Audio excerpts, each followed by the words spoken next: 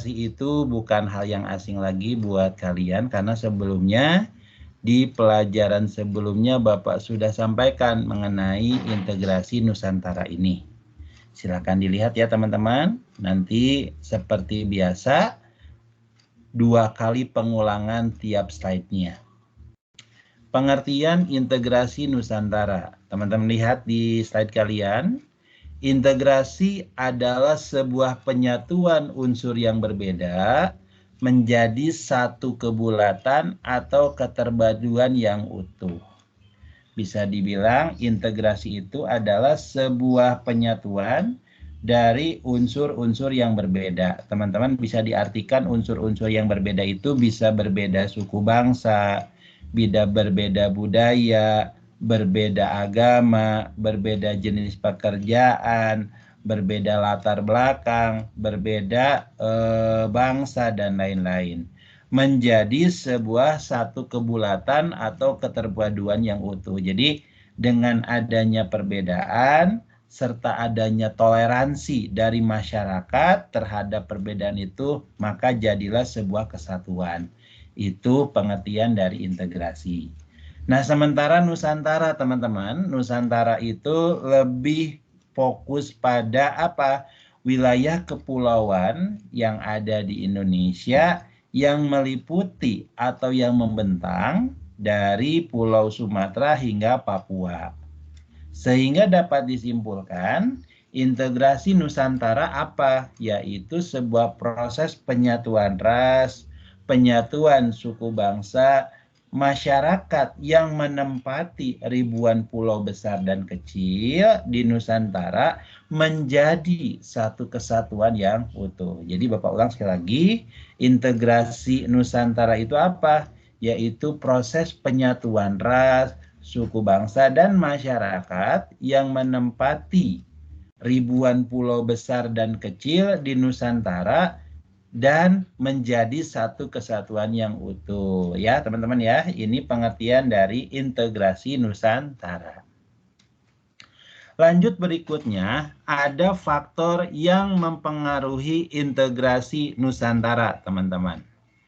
Yang pertama, ini konsep dari Islam ya. Ingat ya, teman-teman, Islam ya, teman-teman ya. Yang pertama, adanya integrasi Nusantara pada zaman kebudayaan Islam di Indonesia adalah yang pertama karena peranan ulama. Peranan ulama yang menyebarkan Islam di berbagai kepulauan, baik Pulau Sumatera, Pulau Jawa, Pulau Kalimantan, Sulawesi, sampai Papua, di mana proses pendekatannya terhadap masyarakat itu sangat lentur. Ya, artinya menghargai perbedaan, kemudian mengajarkan kebersamaan, mengajarkan toleransi. Nah, itulah yang menyebabkan adanya integrasi Nusantara. Itu yang pertama. Yang kedua, faktor yang mempengaruhi integrasi Nusantara adalah karena adanya kedatangan para pedagang Islam yang mendorong berkembangnya tempat-tempat perdagangan di wilayah pantai. Nah, benar teman-teman ya. Jadi adanya hubungan antar pedagang Islam dengan penduduk setempat karena mereka interaksinya intens, maka muncul kota-kota perdagangan yang tersebar di seluruh kepulauan Nusantara. Dari situ juga menyebabkan integrasi Nusantara. Kemudian yang ketiga adalah timbulnya kerajaan Islam, ya, yang merupakan awal terjadinya proses integrasi. Jadi adanya kerajaan-kerajaan yang tersebar dari Pulau Sumatera sampai Pulau Papua misalkan. Itu menyebabkan adanya integrasi dengan adanya hubungan diplomasi antar kerajaan, penaklukan antar wilayah, penyebaran duta-duta, serta penyebaran Islam ke wilayah yang belum diislamkan, itu secara tidak langsung memperlancar awalnya integrasi. Ya teman-teman, itu yang ketiga. Yang keempat, faktor yang mempengaruhi integrasi Nusantara adalah apa? yaitu kegiatan pelayaran dan perdagangan antar pulau yang nanti adanya interaksi serta hubungan kebudayaan antara pedagang dengan penduduk setempat. Disitulah kemudian munculnya integrasi juga, ya. Nah, kemudian setelah 4 poin tadi Bapak sampaikan, poin yang terakhir dari faktor yang mempengaruhi integrasi Nusantara adalah apa? Bahasa, teman-teman, ya. Nah, bahasa yang dipakai mungkin kalau kalian baca dari bukunya Pak Habib adalah bahasa Melayu ya teman-teman yang pada waktu itu menjadi bahasa yang sering digunakan dalam interaksi antar pedagang satu dengan pedagang yang lain. Nah, tapi tidak dipungkiri juga bahasa daerah juga ikut andil dalam proses integrasi ini. Jadi, untuk poin yang kelima itu, peranan bahasa memang sangat penting. Kenapa? Karena mempermudah komunikasi antar suku. Ya, Bapak ulang sekali lagi ya, teman-teman ya. Faktor yang mempengaruhi integrasi Nusantara adalah yang pertama karena peranan ulama dalam menyebarkan Islam yang tersebar dari Pulau Jawa sampai Pulau Papua, di mana proses pendekatannya sangat lentur, ya, menghargai perbedaan, mengajarkan kebersamaan dan mengembangkan toleransi dalam kehidupan beragama. Itu yang pertama, teman-teman ya. Nah, yang kedua, kedatangan para pedagang Islam mendorong berkembangnya tempat-tempat perdagangan. Interaksi yang intens antara pedagang Islam dengan penduduk setempat secara tidak langsung ada hubungan simbiosis mutualisme ya yang saling menguntungkan. Pedagang Islam bisa berinteraksi sambil menyebarkan Islam, sambil mencari bahan yang diinginkan. Sementara bagi penduduk setempat itu dijadikan hal yang utama sebagai untuk memenuhi kebutuhan sehari-hari serta berinteraksi. Ini juga menyebabkan adanya integrasi Nusantara. Yang kedua ya. Nah, yang ketiga, timbulnya kerajaan Islam, ya, di mana awal dari proses integrasi tadi sudah Bapak sampaikan, di mana dengan adanya kerajaan Islam itu secara tidak langsung ada hubungan baik antara satu kerajaan dengan kerajaan lain, hubungan diplomasi juga, hubungan perdagangan, bahkan adanya penaklukan wilayah yang belum masuk ke wilayahnya serta penyebaran Islam ke wilayah yang belum diislamkan. Itu juga termasuk proses yang memperlancar integrasi yang ketiga. Yang keempat, adanya kegiatan pelayaran dan perdagangan, teman-teman, di mana pelayaran dan perdagangan antar pulau ini menimbulkan hubungan atau pergaulan kebudayaan, baik itu secara kebudayaan, secara adat, dan lain-lain antara pedagang dengan penduduk setempat. Kemudian yang terakhir adalah peranan bahasa, teman-teman, di mana bahasa lebih utama yaitu mempermudah komunikasi antar suku bangsa, teman-teman, ya. Di mana bahasa memegang peranan penting dalam kehidupan sehari-hari. Ya, begitu ya teman-teman ya, faktor yang mempengaruhi integrasi Nusantara. Nah, Bapak lanjutkan lagi ya. Berikutnya yang keempat, ada pengaruh kebudayaan Islam. Jadi teman-teman, kalau kita berbicara tentang kebudayaan Islam, setidaknya berdasarkan sumber yang Bapak baca ada beberapa poin. Teman-teman bisa dilihat juga di sumber yang kalian punya, yaitu di bukunya Pak Habib Mustopo ya teman-teman ya. Silakan dilihat. Pengaruh kebudayaan Islam itu banyak banget dari bidang politik, sosial, ekonomi. Bapak akan sampaikan secara ringkas saja. Baik, yang pertama adalah pengaruh kebudayaan Islam di bidang politik, teman-teman. Yang pertama, sebutan raja diganti dengan sultan. Ingat, ya, sekali lagi Bapak ingatkan, untuk istilah sultan itu ada dua ya teman-teman ya. Yang pertama dari segi apa? Yang pertama dari segi sejarah, dan yang kedua dari segi infotainment ya teman-teman ya, dari segi bigos ya, gosip. Nah, baik. Nah, teman-teman, untuk yang dari segi pendekatan sejarah, Sultan itu adalah gelar pemimpin tertinggi di kerajaan Islam ya, di mana beliau dipilih ada yang berdasarkan keturunan, ada yang berdasarkan pemilihan yang dilakukan oleh rakyat serta negara bagiannya. Nah, yang kedua ada gelar Sultan versi infotainment. Nah, ini lucu-lucuan ya, teman-teman ya. Nah, teman-teman bisa lihat nih sekarang banyak banget ada namanya orang yang memiliki apa ya, kekayaan yang melimpah, bahasa kaliannya adalah tajir melintir, disebut sultan ya. Mungkin teman-teman juga masih ingat ya yang dulu pernah Bapak sampaikan, ada contoh Sultan Andara ya. Sultan Andara itu Raffi Ahmad yang sekarang bikin klub namanya Rans FC Cilegon ya. Nah, tuh. Atau ada Sultan Bintaro. Lah, Sultan Bintaro itu Andre Taulani ya, teman-teman ya. Nah, itu versi Sultan yang sekarang. Bahkan ada Sultan Malang ya, teman-teman ya. Crazy Rich dari Malang tuh. Namanya apa? Bapak lupa tuh. Ada tuh, teman-teman ya. Nah, kemudian yang kedua, pengaruh kebudayaan Islam di bidang politik adalah munculnya kerajaan yang bercorak Islam. Ada yang masih ingat nggak teman-teman? Kerajaan Islam pertama yang mengawali munculnya kerajaan Islam apa? Kerajaan apa teman-teman? Bapak pengen tahu. Yuk, silakan. Kerajaan apa yang pertama kali muncul? Ya, silakan. Ya, jangan malu-malu. Kerajaan apa yang pertama kali muncul teman-teman? Ayo, kerajaan Islam loh. Kerajaan apa? Ada yang masih ingat nggak? Ya, silakan. Ada yang masih ingat? Ayo, ada yang masih ingat nggak? Apa? Kerajaan apa?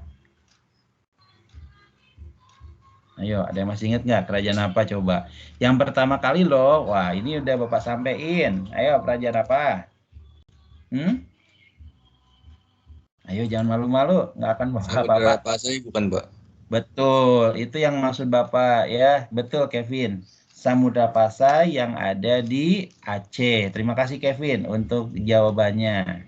Dimulai dari kerajaan Aceh, Samudra Pasai, langsung ke Malaka, kemudian masuk ke Cirebon, kemudian Demak dan lain-lain ya teman-teman, sampai ada Ternate dan Tidore. Teman-teman bisa lihat di gambar-gambarnya. Oke, itu ya pengaruh kebudayaan Islam di bidang politik. Bapak lanjut lagi ya. Berikutnya ada pengaruh kebudayaan Islam di bidang sosial dan budaya, teman-teman ya. Nah, yang pertama, hildangnya sistem kasta. Betul, ya. Maksudnya apa, Pak? Maksudnya gini, teman-teman ya. Jadi, dengan adanya pengaruh Islam masuk ke Indonesia, interaksi antara satu masyarakat dengan masyarakat lain itu bersifat egaliter atau sejajar. Tidak ada yang namanya interaksi berdasarkan kekayaan, berdasarkan keturunan, dan lain-lain ya. Jadi hilangnya sistem kasta atau apa? Atau hilangnya tingkatan-tingkatan dalam masyarakat.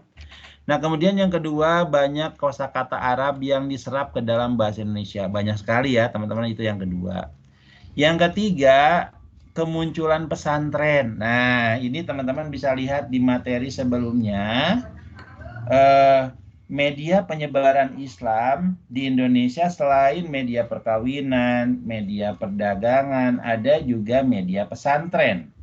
Teman-teman juga sudah Bapak sampaikan, salah satunya adalah pesantren milik Sunan Giri, ya, di mana menyebarkan Islam sampai ke Maluku. Bahkan Sultan Zainal Abidin dari Kerajaan Ternate belajar juga ke Sunan Giri, ya teman-teman ya, itu.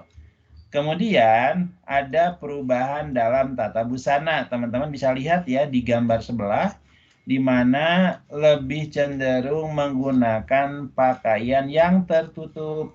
Ya, teman-teman juga mungkin oleh guru ngajinya dijelaskan mana batas aurat untuk yang perempuan, mana yang laki-laki juga sudah dijelaskan ya. Jadi dengan adanya kebudayaan Islam, dress code atau tata busana yang semula bersifat terbuka menjadi lebih tertutup ya. Tuh. Kemudian upacara sekaten ya, upacara sekaten. Nah, itu ada di Jogja dan Solo. Begitu ya, teman-teman ya. Bapak ulang sekali lagi. Pengaruh kebudayaan Islam di bidang sosial budaya antara lain hilangnya sistem kasta. Jadi dalam pergaulan antar masyarakat bersifat sejajar. Yang kedua, kosakata Arab diserap dalam bahasa Indonesia. Betul ya, ada beberapa padanan-padanan kata yang berasal dari bahasa Arab juga ya. Lalu ada kemunculan pesantren sebagai media penyebaran Islam. Dulu Bapak masih ingat banget ya apa yang disampaikan guru sejarah Bapak dulu, bahwa dalam pesantren itu ada dikenal dua tipe santri, teman-teman ya. Yang pertama adalah santri kalong, yang kedua ada santri mukim, teman-teman. Apa kok aneh istilahnya? Iya, aneh ya, tapi tidak aneh sih kalau menurut Bapak ya. Kalau menurut kan, aduh kok Pak, ya. Nah, begini penjelasannya. Jadi yang disebut dengan santri kalong itu, kalau Bapak meminjam bahasa istilah Bismania itu santri PP. Santri pulang pergi, di mana tempat tinggal santri tersebut tidak terlalu jauh dari lingkungan pesantren ya, jadi makanya bisa pulang pergi. Ada yang kedua santri mukim. Santri mukim itu apa Pak? Santri mukim itu adalah santri yang menginap di mana dia fokus untuk apa? Belajar agama, mengingat tempatnya jauh dari pondok pesantren ya. Nah, kemudian ada perubahan dalam tata busana. Tadi sudah Bapak sampaikan lagi ya, di mana pakaian atau dress code lebih cenderung tertutup karena ada batasan-batasan aurat dari yang perempuan dan laki-laki. Tuh, makanya cenderung tertutup ya, teman-teman ya. Ada berikutnya upacara sekaten. Nah, ini ya untuk kebudayaan, pengaruh kebudayaan Islam di bidang sosial budaya. Lanjut berikutnya, kebudayaan Islam di bidang seni. Nah, ada yang disebut dengan seni bangunan, teman-teman. Teman-teman bisa dilihat di gambar sebelah kanan, laptop dan handphone kalian, bahwa salah satunya adalah masjid. Ya, kalau dalam Hindu Buddha ada candi dan pura, kalau dalam Islam ada masjid, yang merupakan tempat beribadah bagi umat Islam. Ya. Sebagai contoh teman-teman bisa dilihat ada Masjid Agung Demak, ada Masjid Kudus ya, ada Masjid Agung Aceh Baitur Rahman, ada Masjid Banten dan lain-lain. Ya, Bapak ulang sekali lagi. Pengaruh kebudayaan Islam bidang seni bangunan yaitu masjid yang merupakan tempat beribadah umat Islam.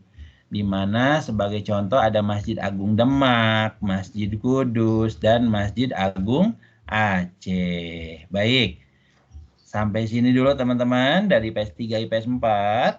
Dari poin 1 atau slide 1 sampai slide 6. Ada yang tanyakan enggak? Silakan, Bapak tunggu 2 menit. Ayo, ada yang tanyakan enggak dari penjabaran Bapak? Silakan teman-teman.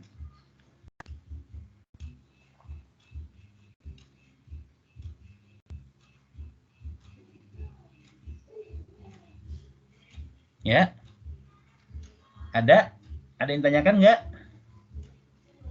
Bapak kecepatan enggak teman-teman? Dalam meneranginya Bapak kecepatan enggak? Ayo, pendapatnya. Biar Bapak ada koreksi. Kecepatan enggak? Enggak, Pak.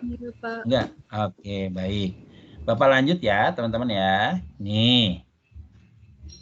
Aduh. Berikutnya ada dalam seni bangunan yaitu makam. Ya. Makam adalah tempat orang yang telah wafat dikebumikan. Bahasanya ya. Makam biasanya batu nisan. Sebagai contoh ada makam Sunan Kalijaga, makam Raja-Raja Mataram, dan makam Sunan Gunung Jati. Seperti yang kalian lihat di gambar di slide kalian ya. Nah, di mana dalam gambar ini ada makam dari Imogiri. Nah, perlu kalian ketahui juga bahwa yang namanya Imogiri itu adalah makam yang dibangun oleh Sultan Agung ya, di mana sebagai makam Raja-Raja Mataram. Nah, itu ya di Imogiri. Perlu kan ketahui juga bahwa untuk makam ke Imogiri itu ada beberapa aturannya ya teman-teman ya. Nah, Bapak ulang sekali lagi, pengaruh kebudayaan Islam bidang seni bangunan adalah makam ya, di mana tempat orang yang telah wafat dikebumikan ya. Makam biasanya memiliki batu nisan, contohnya makam Sunan Kalijaga, makam Raja-Raja Mataram atau Imogiri, dan Sunan Gunung Jati di Cirebon ya. Nah, tapi teman-teman mungkin teman-teman ada yang pernah ngalamin nggak? Pernah berziarah nggak ke makam Sunan Gunung Jati? Di sini ada yang pernah ngalamin nggak? Dimana di makam Sunan Gunung Jati kan banyak pengemis ya teman-teman ya. Nah, di mana waktu itu kalau misalkan nih ya, kalian ngasih nih 2.000 aja selembar, tak, itu yang lain ngikutin. Ya, kalau bisa semaksimal mungkin jangan dikasih ya di makam Sunan Gunung Jati. Memang Bapak akuin beliau sebelum meninggal dunia mewasiatkan 2, yaitu tajuk atau masjid dan orang miskin serta yatim, begitu ya teman-teman ya. Nah, ini pengaruh kebudayaan Islam di bidang seni. Lanjut berikutnya, kebudayaan Islam di seni bangunan berikutnya adalah keraton teman-teman ya. Kalau tadi masjid dan makam, kalau sekarang keraton. Keraton apa Pak? Keraton merupakan tempat tinggal raja. Pada masa kerajaan Islam, keraton memiliki fungsi sebagai pusat kekuasaan. Di keraton tersebut, seorang pemimpin atau sultan mengatur dan mengelola kebijakan pemerintahan, ya, dengan tentu mendapat saran dari dari penasehatnya serta menteri-menterinya.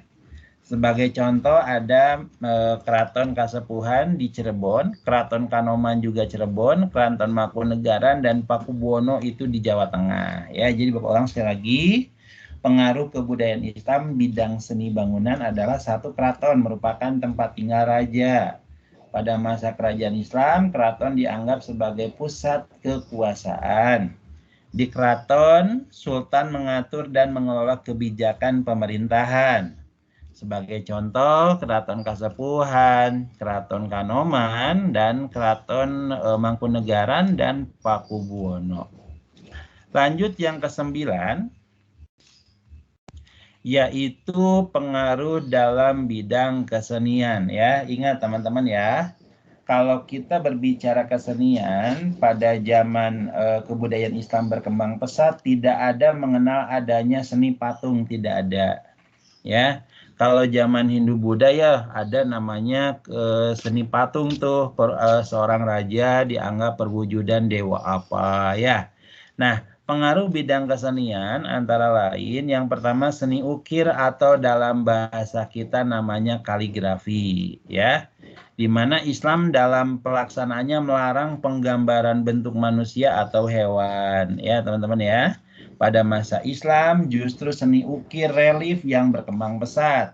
Seni yang dimaksud adalah apa? Yaitu kaligrafi. Jadi Bapak ulang sekali lagi, kesenian yang berkembang pesat pada masa kebudayaan Islam antara lain yang pertama adalah seni ukir. Nah, di mana dalam pelaksanaannya Islam melarang penggambaran bentuk hewan atau manusia. Nah, justru pada masa Islam seni ukir relief yang berkembang pesat. Seni yang dimaksud adalah kaligrafi. Begitu ya teman-teman ya. Lanjut nomor 10 ya teman-teman ya. Pengaruh kebudayaan Islam di bidang seni tari. Nah ya, kalau di Pangsud ada tuh namanya apa ya? Ekskulnya tari saman ya teman-teman ya. Nah, termasuk kelas Bapak juga ada tuh yang ikutan tari saman kemarin. Nah, pengaruh kebudayaan Islam bidang seni tari yang pertama debus. Nah, yang kedua ada tari sedati, dan yang ketiga ada tari zapin. Nanti bisa ditambahkan ada tari saman juga ya teman-teman ya. Jadi pengaruh kebudayaan Islam di bidang seni tari ada debus ya. Biasanya kalau debus teman-teman, seperti yang kita ketahui, ini kan dari Banten biasanya identik dengan kekebalan, teman-teman ya. kebal ditikam senjata ya, kemudian kebal apalagi kebal dibakar. Nah, tapi itu tidak asal serta merta ada ininya, tapi ada apa? Ada prosedur khususnya, ada latihannya juga, tidak asal sembarangan begitu teman-teman ya. Ini untuk seni tari. Lanjut ya, Bapak lanjutkan lagi. Nah, ada seni sastra, teman-teman. Teman-teman bisa dilihat tuh, ada yang disebut hikayat, ada yang disebut suluk, ya, ada yang disebut babad, dan ada yang disebut serat, ya. Jadi Bapak ulang, pengaruh berikutnya di bidang seni sastra yaitu ada hikayat, ada suluk, ada babad, dan serat, ya. Apa itu hikayat? Hikayat adalah salah satu bentuk sastra yang umumnya berisi suatu kisah, cerita, atau dongeng. Umumnya mengisahkan cerita kepahlawanan seseorang, contohnya hikayat Hang Tuah. Nah, perlu teman-teman ketahui bahwa yang namanya Hang Tuah itu adalah panglima perang ini ya, panglima perang khusus di jalur laut, angkatan laut dari kerajaan Malaka ya, di mana Hang Tuah itu memiliki kemampuan berperang yang cukup bagus ya, memiliki akhlak yang bagus juga, makanya beliau disegani kawan dan lawan ya, itu hikayat. Jadi Bapak ulang sekali lagi, hikayat itu adalah sastra prosa yang umumnya berisi tentang kisah, cerita, atau dongeng dan mengenai kehebatan atau kepahlawanan seseorang ya. Lanjut berikutnya ada suluk ya. Suluk itu apa Pak?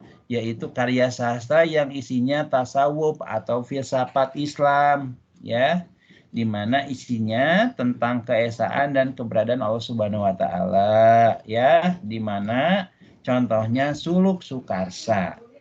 Oke. Bapak lanjutkan lagi ya. Ada babad. Nah, contohnya ada babad Tanah Jawi.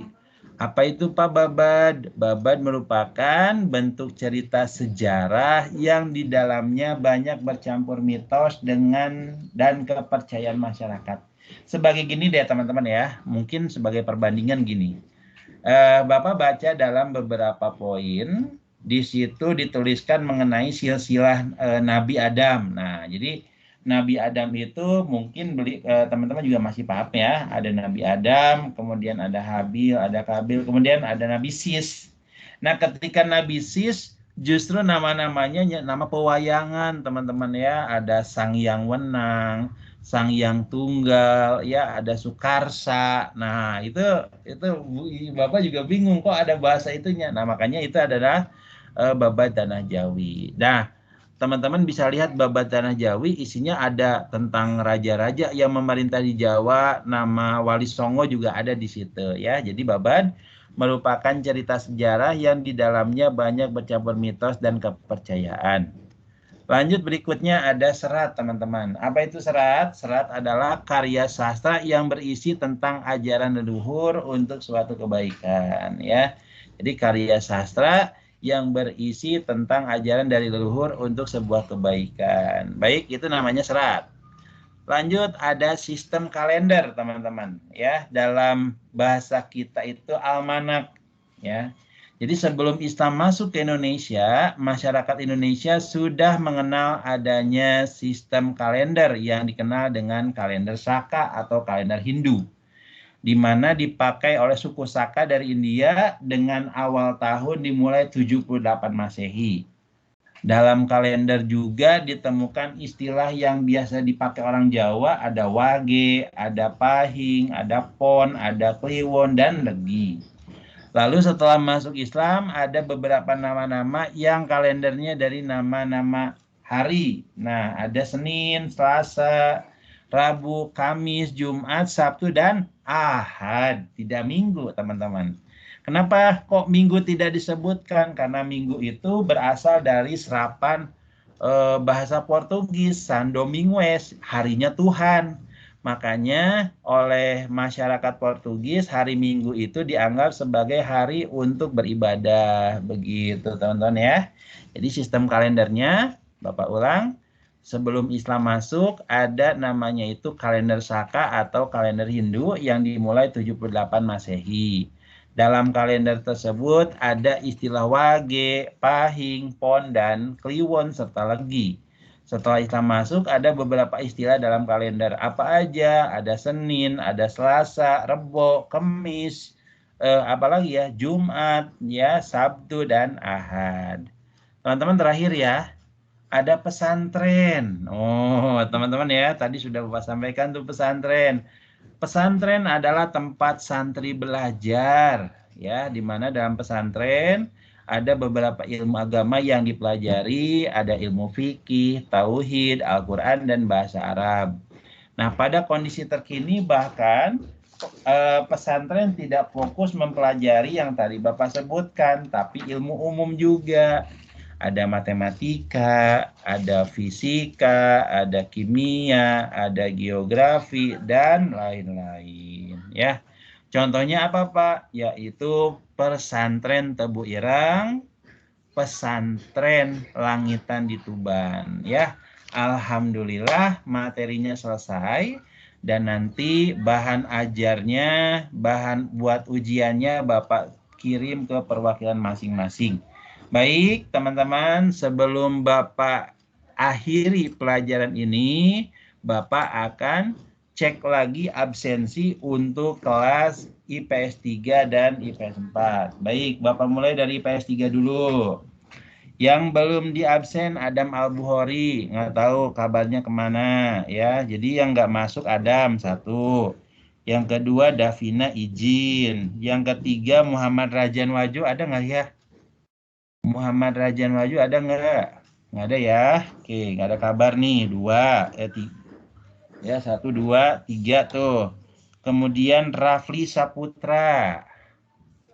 Rafli Saputra. Oh iya, Rafli Saputra hadir. Baik. Kemudian Rasionando, nggak ada kabar nih ya, 4. Kemudian Rajan Hafiz 5. Renato Akbar, hadir nggak Renato Akbar? Renato Akbar ada nggak Renato? Ada, baik ya. Kemudian berikutnya ada Satya. Satya hadir nggak nih Satya? Hadir Pak. Ya, oke. Siti hadir nggak Siti? Hadir Pak. Baik, Bapak rekap dulu ya. Jadi untuk kelas IPS 3 yang tidak hadir 1, 2, 3, 4, 5, 6. Jadi 28 yang hadir, 6 yang nggak hadir. Lanjut, IPS 4. IPS 4 yang belum konfirmasi. Fania Dwi, hadir nggak Fania? Fania Dwi hadir nggak? Wah, nggak ada nih orangnya nih. Ya, lanjut. Nifa, hadir nggak Nifa? Hadir Pak. Iya, baik. Nifa hadir. Lanjut, Rizky Fauzi ada nggak? Rizky Fauzi ada nggak? Nggak ada. Baik, maaf ya kalau nggak nyaut orangnya kemana nih? Lanjut, Wahyu Pandu. Nah, Wahyu Pandu kemana nih? Wahyu Pandu, weleh. Ya, oke. Jadi yang belum hadir cuman Wahyu Pandu doang ya, teman-teman ya, IPS 4. Ya, jadi 29 yang tidak masuk 1 orang.